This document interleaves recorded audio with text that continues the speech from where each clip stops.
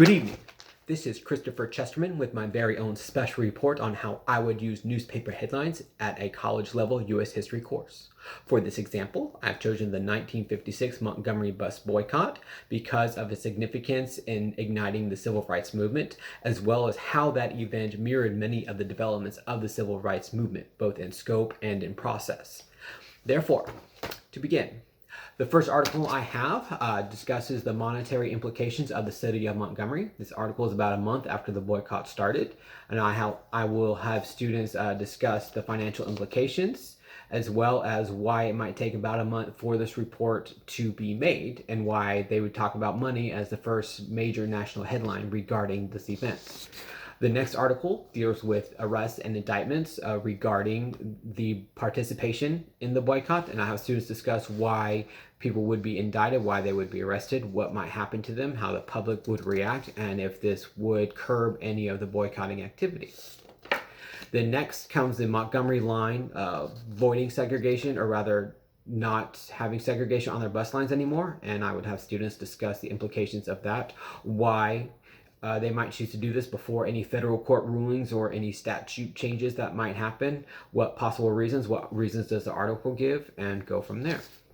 The next one talks about a federal court ruling. This is in about June, so about halfway through the boycott, but no one knew when it was going to end at the time. So I'd have them discuss if this was a victory and if the boycott would stop, if they would stop boycotting at this point, and just use some probing questions to have students discuss and come up with some answers. The last three articles involve various aspects. One has two articles have contradictory headlines about the bus boycott ending and then continuing on. Because of the federal court ruling, many people thought it was going to end, but it didn't. Even after many of the carpools were ruled illegal and other aspects happened, the boycott continued. So I have students discuss how these headlines can seem contradictory and if the articles themselves are contradictory based on the information that the articles actually present. And then the last article discusses the official end of the boycott. And I would have students discuss the implications of the ending and if it was successful, etc. So these are the major headlines. The activities would include a variety of tasks related to finding information, going back to the financials and discovering how much was lost over the course of the year. Again, it would be estimates just for illustration purposes, but I'll also have them use their final figure and do an inflation check to see how much money in today's world that would be worth for them to get an idea of the scope of the impact.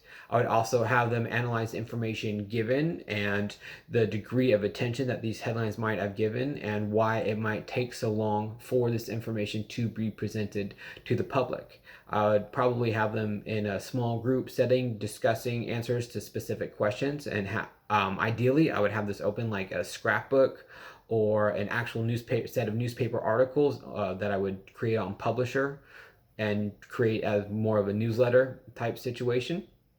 And have them look at it as if it was a newspaper to get some of this information. And from there, I would have them do additional research, possibly, or ask questions of different groups. There are a lot of different ways I would use it, but that is the basic information that I would present. Thank you, good night, and God bless.